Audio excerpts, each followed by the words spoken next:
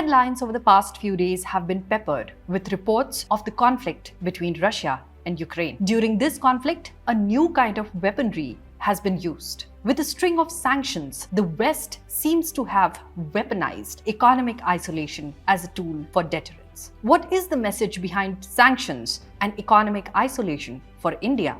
Hello and welcome to New India Junction. I am Richa Dwivedi. And let's talk about Atmanirbharta, or self-reliance, and how it shielded India in these turbulent times.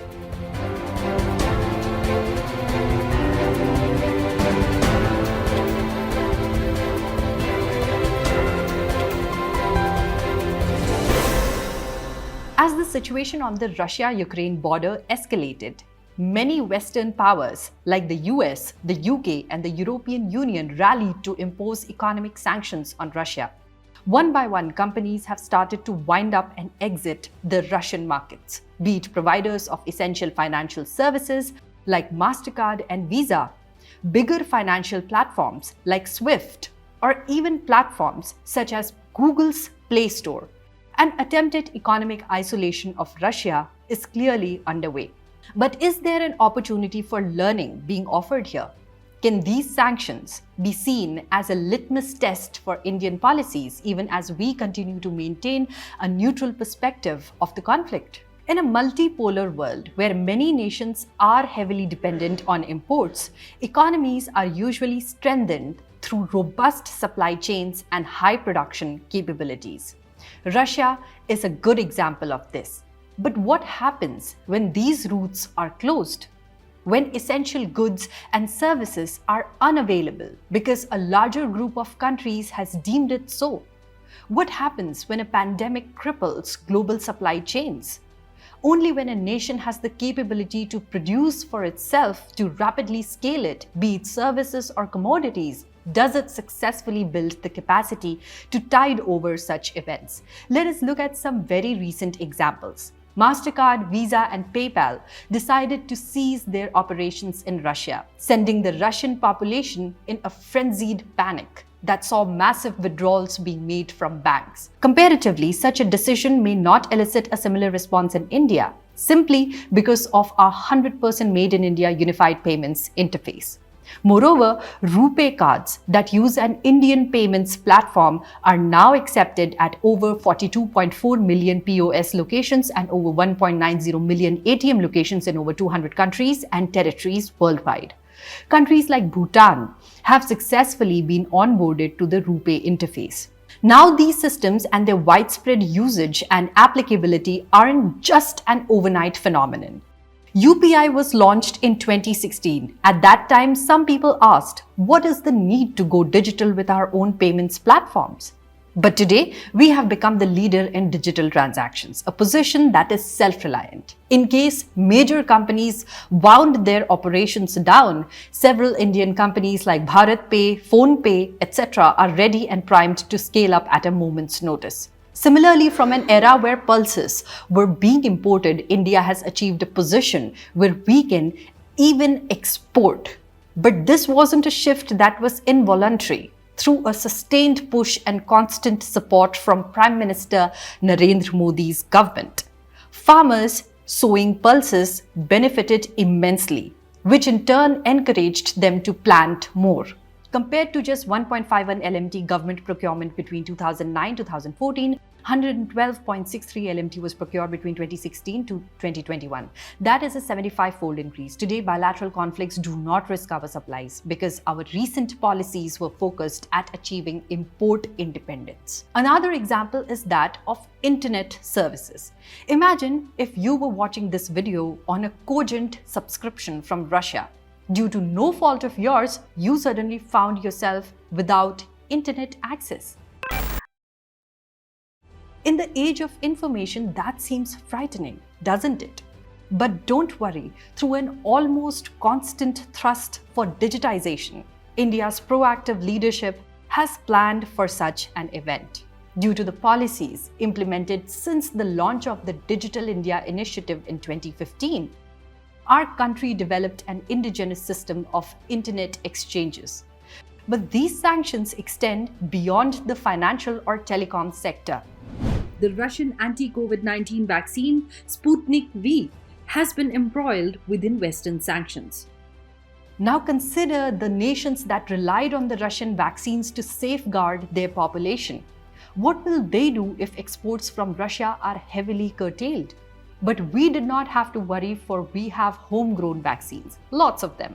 Also, at a time when the world is recovering from a deadly pandemic, Lithuania has cancelled the vaccines it had promised to Bangladesh simply because it abstained from voting against Russia at the United Nations General Assembly. If India did not achieve self-reliance in vaccine production, could it have led to a similar withdrawal of vaccine supply from Western nations?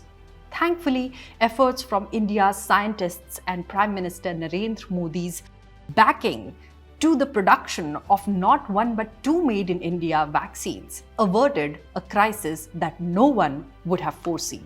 As of March 7th, we have not only administered just under 180 crore doses at home, we have also shared over 16 crore doses with nations across the world under Vaccine Maitri initiative. And while manufacturers around the world smell trouble and Western sanctions on Russia, did you think there was no retaliation? The sanctions have resulted in global prices for petroleum products to go skyrocketing.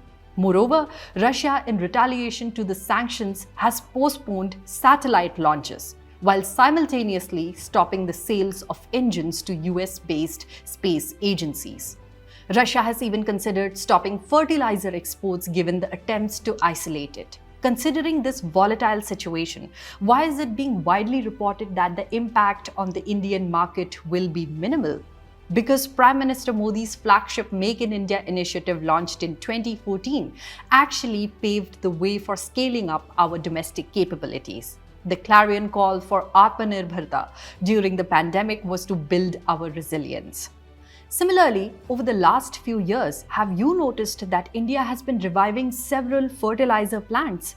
Given the current scenario, where a large chunk of our fertilizer needs is being catered to with imports, in a few years, will this not make us self-reliant in fertilizers? When we talk of PLI schemes, be it textiles, PV modules for solar cells, and even semiconductors, electronics and mobile manufacturing, domestic manufacturers have been incentivized. In the long run, what will PLI schemes achieve directly? India will manufacture what it wants in all key sectors of the economy. Would this have been possible without a sustained push to boost domestic production?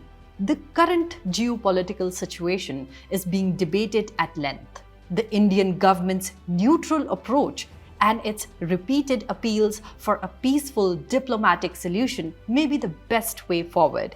But with respect to Russia's economic isolation and its impact in India, thankfully, we are being led by an administration with a foresight to plan ahead and the will to implement it. What would have happened if we had continued on the same path as before, where we relied on imports for everything from wheat to pulses? Today, there are many nations, some even in NATO, that have openly refused to sanction energy exports from Russia. Some are faced with warlike conditions if they do. These are nations that are unable to take a definitive stand because of their unshakable reliance on a Russian commodity, that is oil and gas. How then is India confident of having the capability to weather the storm? It is because we are committed to becoming self-reliant. To understand that, here are some facts for you. Compared to 2014, where we made around 6 crore mobile phones in 2 units, we made 30 crore at over 200 units in 2020-2021. Here are some other headlines that spell 100% homegrown success.